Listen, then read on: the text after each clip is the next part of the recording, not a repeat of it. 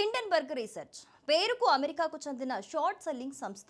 కానీ ప్రపంచవ్యాప్తంగా కార్పొరేట్ సంస్థల్లో జరిగే అవకతవకలు, మోసాలను గుర్తించి విశ్లేషించటం దీని పని. ఒకే ఒక్క రిపోర్టుతో ప్రపంచంలోనే టాప్ కంపెనీలను సైతం షేక్ చేయటం దీని స్టైల్. గౌతమ్ అదానీని టార్గెట్ చేసి మన దేశ రాజకీయాల్లో హిండెన్బర్గ్ పెట్టిన చిచ్చు అంతా ఇంతా కాదు. అలాంటి సంస్థ నుంచి సంచలన ప్రకటన వచ్చింది. కానీ ఈ ప్రకటన ఏ కార్పొరేట్ దిగ్గజాన్నో టార్గెట్ చేసే నివేదిక మాత్రం కాదు. హిండెన్బర్గ్ రీసెర్చ్ను షట్ డౌన్ చేస్తున్నామన్నదే ఈ ప్రకటన సారాంశం. కానీ ప్రపంచంలో టాప్ కంపెనీలను వెంటాడే సంస్థ షట్ డౌన్ కావటానికి రీజన్ ఏంటి? డొనాల్డ్ ట్రంప్ ఛార్జ్ తీసుకోవటానికి కొన్ని రోజుల ముందే ఈ నిర్ణయం ఎందుకు తీసుకున్నారు? హిండెన్బర్గ్ రీసెర్చ్ స్టోరీకి ఎండ్ కార్డు పడినట్టేనా? ట్రంప్ ఎంట్రీకి ముందే ప్రకటన ఎందుకు చేశారు? హిండెన్బర్గ్పై మోడీ సర్కార్ అనుమానాలే నిజమా? హిండెన్బర్గ్ రీసెర్చ్ 2023 వరకు అమెరికాకు చెందిన షార్ట్ సెల్లింగ్ సంస్థగా ప్రపంచానికి పెద్దగా పరిచయమే లేని సంస్థ. ఎప్పుడైతే గౌతమ్ అదానీ గ్రూపుపై నివేదిక రిలీజ్ చేసిందో అప్పుడే హిండెన్బర్గ్ కార్పొరేట్ దిగ్గజాల గుండెల్లో రైళ్లు పరిగెత్తించడం మొదలుపెట్టింది. పేరుకు షార్ట్ సెల్లింగ్ సంస్థ అయినా ప్రపంచ దిగ్గజ కంపెనీల్లో జరిగే అవకతవకలు, మోసాలను గుర్తించడం, పెట్టుబడులు, రుణాలు, డెరివేటివ్లను విశ్లేషించడం ఈ సంస్థ పని. ఆర్థిక రంగంలో ఉద్దేశపూర్వకంగా సృష్టించే కృత్రిమ విపత్తులను గుర్తించడమే తమ పని అని కంపెనీ వెబ్సైట్లో స్వయంగా వెల్లడించింది.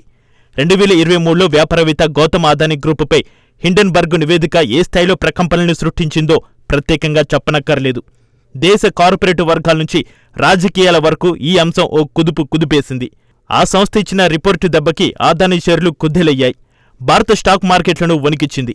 అలాంటి సంస్థను ఉన్నట్టుండి మూసివేస్తున్నట్టు చేసిన ప్రకటనే ఇప్పుడు మరో చర్చకు దారితీస్తోంది. అమెరికా అధ్యక్షుడిగా డొనాల్డ్ ట్రంప్ ఛార్జీ తీసుకోబోతున్న వేళ ఈ ప్రకటన రావడం అనుమానాలకు తావిస్తోంది. హిండెన్బర్గ్ రీసెర్చ్ సంస్థను 2017లో నాథన్ అండర్సన్ స్థాపించారు. అమెరికాలోని కనెక్టికట్ యూనివర్సిటీలో Nathan international business management degree పూర్తి చేశారు. ఆ తర్వాత కొన్నేళ్లు ఇజ్రాయెల్లోని జెరూసలేంలో అంబులెన్స్ డ్రైవర్గా పనిచేశారు. తిరిగి అమెరికాకు వచ్చాక ఫ్యాక్టిసెట్ అనే సాఫ్ట్వేర్ సంస్థలో చేరారు. కంపెనీలో జరిగే ఆర్థిక అవకతవకలను గుర్తించడంలో అండర్సన్కు మంచి పట్టు ఉంది. కార్పొరేట్ ప్రపంచంలో అతిపెద్ద కుంభకోణంగా చెప్పుకునే బెర్నీ మడాఫ్ మోసపూరిత లావాదేవీల గుట్టు విప్పిన వారిలో ఒకరైన హరి మార్కోపోలస్తో కలిసి అండర్సన్ ప్లాటినం పార్ట్నర్స్ అనే సంస్థపై దర్యాప్తు కోసం కలిసి పనిచేశారు. ఇదే టైంలో షార్ట్ సెల్లింగ్, పెట్టుబడులు, రుణాలు, డెరివేటివ్లను విశ్లేషించడం, ఆర్థిక మోసాల గురించి లోతుగా అధ్యయనం చేశాడు. ఆ తర్వాతే హిండెన్బర్గ్ రీసెర్చ్ సంస్థని ఏర్పాటు చేశారు నాథన్ అండర్సన్. ప్రపంచ దిగ్గజ సంస్థల వెన్నులో వణుకు పుట్టించిన హిండెన్బర్గ్లో అంతా కలిపి 9 మంది ఉద్యోగులే పనిచేస్తారు. నాథన్తో కలిపి 10 మంది మాత్రమే. అయినప్పటికీ 60కి పైగా దేశాల్లోని మాజీ టాప్ బ్యూరోక్రాట్లు, కార్పొరేట్ కంపెనీ ఉద్యోగులు, ఆర్థిక సంస్థలతో హిండెన్బర్గ్ రీసెర్చ్కు మంచి సంబంధాలు ఉన్నాయి. వికీలీక్స్, ఐసీఐజే నేతృత్వంలో బయటపడిన Pandora Papers, Pegasus, Panama Papers ఉదంతాల్లో కీలక పాత్ర పోషించిన టీం హిండెన్బర్గ్కు అనుబంధ సేవలు అందిస్తాయని చెబుతారు. 2017 నుంచి ఇప్పటివరకు 16కు పైగా కంపెనీలను లక్ష్యంగా చేసుకుని ఆయా కంపెనీలు అవకతవకలకు పాల్పడ్డట్టు హిండెన్బర్గ్ ఆరోపించింది. ఈ సంస్థ లక్ష్యం చేసుకున్న కంపెనీల్లో చాలా వరకు పాతాళానికి పడిపోయాయి. 2 ఏళ్ల క్రితం అదానీ గ్రూప్ అవకతవకలకు పాల్పడుతుందని, స్టాక్ మార్కెట్లో గ్రూపు కంపెనీల షేర్ల విలువ పెరిగేలా అక్రమాలు చేసిందని సంచలన ఆరోపణలు చేసింది. దీంతో అదానీ గ్రూపు మార్కెట్ విలువ ఏకంగా 12 లక్షల కోట్లు హరించుకుపోయింది. చివరకు అదానీ వ్యాపార విస్తరణకు కేంద్రంలోని మోడీ సర్కారు సహకరించిందని, దీనిపై లోతుగా దర్యాప్తు జరగాలని పార్లమెంట్లో విపక్షాలన్నీ పట్టుబట్టాయి. ఈ వ్యవహారం సుప్రీంకోర్టు జోక్యం వరకు వెళ్లింది కూడా. హిండెన్బర్గ్ రీసెర్చ్ను ఇప్పుడే ఎందుకు మూసివేస్తున్నారనే విషయంపై స్పష్టత ఇవ్వడానికి సరిగ్గా డొనాల్డ్ ట్రంప్ అధికారం చేపట్టడానికి ముందే అండర్సన్ ఈ నిర్ణయం తీసుకోవడం పలు ఊహాగానాలకు తావిస్తోంది. గౌతమ్ అదానీ గ్రూపుపై చేసిన అభియోగాలకు సంబంధించి అన్ని డాక్యుమెంట్లను సిద్ధం చేయాలని రిపబ్లికన్ ప్రతినిధి న్యాయశాఖను ఇటీవల కోరారు. వీరే హౌస్ జ్యుడిషియరీ కమిటీలో సభ్యులుగా కూడా ఉన్నారు. జో బైడెన్ పదవీకాలం ముగుస్తుండడం, ట్రంప్ జనవరి 26న అధ్యక్షునిగా బాధ్యతలు చేపట్టడానికి కొన్ని రోజుల ముందే అండర్సన్ హిండెన్బర్గ్ను మూసివేస్తున్నట్లు ప్రకటించడంతో ట్రంప్ ఎంట్రీ తర్వాత తమ సంస్థను టార్గెట్ చేస్తారన్న అనుమానంతోనే మూసివేత ప్రకటన చేసి ఉండవచ్చన్న చర్చ జరుగుతోంది.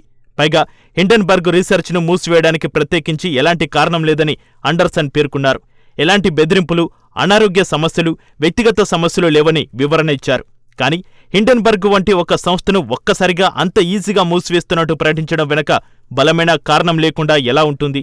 जिस प्रकार गांधी नेहरू खानदान का सोरोस के साथ किस प्रकार एक संबंध है और उस संबंध के विषय में आज हम और भी बात करेंगे, मगर सोरोस फाउंडेशन से पैसा लेकर देश को अस्थिर करने की जो षड्यंत्र है उसमें सोनिया गांधी, राहुल गांधी और पूरा गांधी नेहरू परिवार उसमें संतृप्त है, संलिप्त है।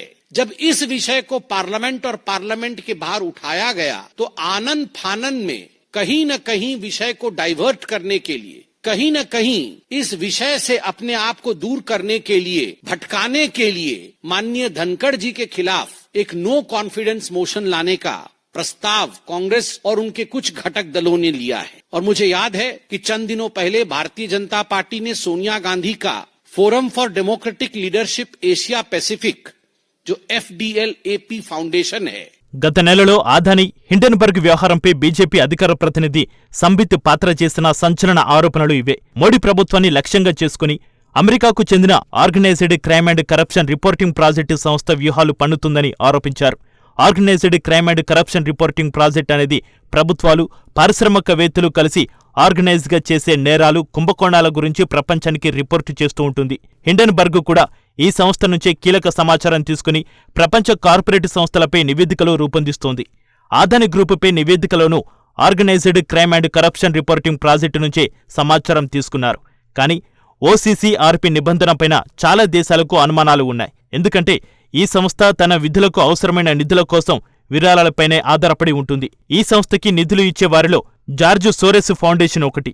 అందుకే గౌతమ్ అదానీ గ్రూపుపై హిండెన్బర్గ్ నివేదిక వెనుక జార్జ్ సోరెస్ హస్తం ఉందని బీజేపీ అధికార ప్రతినిధి సంబిత్ పాత్ర ఆరోపించారు. కానీ అదానీ గ్రూపును టార్గెట్ చేస్తే జార్జ్ సోరెస్కు వచ్చే లాభమేంటి? అసలు ఎవరి జార్జ్ సోరెస్? ఇక్కడ కనిపిస్తున్న వ్యక్తే జార్జ్ సోరెస్. పేరుకు బిలియనియర్, వివాదాలకు పనికట్టుకుని కెలకడంలో మాత్రం ఈయన తర్వాతే ఇంకెవరైనా. జార్జ్ సోరెస్కు అనేక దేశాల్లో పెట్టుబడులు, వ్యాపారాలు ఉన్నాయి. రాజకీయాల్లో జార్జ్ చురుకైన పాత్ర పోషిస్తారు. లెఫ్ట్ లిబరల్స్కు ఆయన అధిక ప్రాధాన్యమిస్తారు.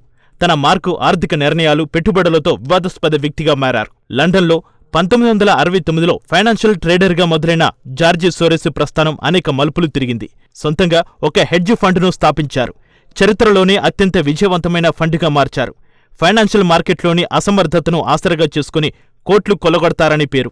1992లో ఆయన బ్రిటిష్ పౌండ్ స్టెర్లింగ్పై పందెం కాశారు. పౌండ్ విలువ తగ్గగానే ఆయన $1 బిలియన్ లాభం ఆర్జించారు. దాంతో బ్యాంక్ ఆఫ్ ఇంగ్లాండ్ను బద్దలు కొట్టి అడ్డదారిలో అందలమెక్కిన వ్యక్తిగా సోరెస్కు పేరొచ్చింది. రాజకీయ పార్టీలకు ఫండింగ్ చేయడం ద్వారా తన సొంత పొలిటికల్ ఎజెండాను రుద్దే ప్రయత్నం చేస్తారు. తన మాట వినని వారిని టార్గెట్ చేస్తుంటారు. అందులో భాగంగానే హిండెన్బర్గ్ రీసెర్చ్ను అడ్డం పెట్టుకుని అదానీని టార్గెట్ చేస్తున్నారనేది బీజేపీ ఆరోపణ. తద్వారా భారత్లో రాజకీయ అస్థిరత రేపాలనేది సోరెస్ కుట్రగా కమలనాథులు ఎప్పటినుంచో ఆరోపిస్తున్నారు. అదానీ గ్రూపుపై హిండెన్బర్గ్ నివేదికతో జార్జ్ సోరెస్కు లింకు ఉందో లేదో పక్కన పెడితే, ఇప్పుడే ఆ సంస్థను షట్డౌన్ చేయడం వెనక ఈ లింకు కూడా ఒక కారణమే అనే వాదనలు వినిపిస్తున్నాయి. ఇటీవల జార్జ్ సోరెస్కు బైడెన్ సర్కార్ అమెరికా అత్యున్నత పౌర పురస్కారం ప్రకటించింది. దీనిపై అప్పుడే ఎలన్ మస్క్ మండిపడ్డారు. అదే టైంలో గౌతమ్ అదానీ గ్రూపుపై హిండెన్బర్గ్ రీసెర్చ్ సంస్థ చేసిన అభియోగాలకు సంబంధించి అన్ని డాక్యుమెంట్లను సిద్ధం చేయాలని రిపబ్లికన్ ప్రతినిధి న్యాయశాఖను కోరారు. ఇవన్నీ చూస్తే ట్రంప్ ఎంట్రీ తర్వాత హిండెన్బర్గ్కు సవాళ్లు తప్పవన్నమాటే. అందుకే ట్రంప్ ఛార్జీ తీసుకునే కొద్ది రోజుల ముందే నాథన్ అండర్సన్ హిండెన్బర్గ్ను మూసివేస్తున్నట్లు ప్రకటించారనే వాదనలు వినిపిస్తున్నాయి. ఈ మొత్తం వ్యవహారంలో భారత్పై తప్పుడు నివేదికల వెనుక జో బైడెన్ సర్కార్ హస్తాన్ని కొట్టిపారేయలేని పరిస్థితులు కనిపిస్తున్నాయి. అయితే హిండెన్బర్గ్ను మూసివేస్తున్నట్టు ప్రకటించినంత మాత్రాన అంతా అయిపోయినట్టు కాదు. ట్రంప్ డిసైడ్ అయితే ఆ సంస్థ నివేదికల వెనుక లోగుట్టు రాబట్టడం పెద్ద విషయమేం కాదు. మరి ఈ వ్యవహారం చివరికి ఎలాంటి మలుపులు తిరుగుతుందో వేచి చూడాలి.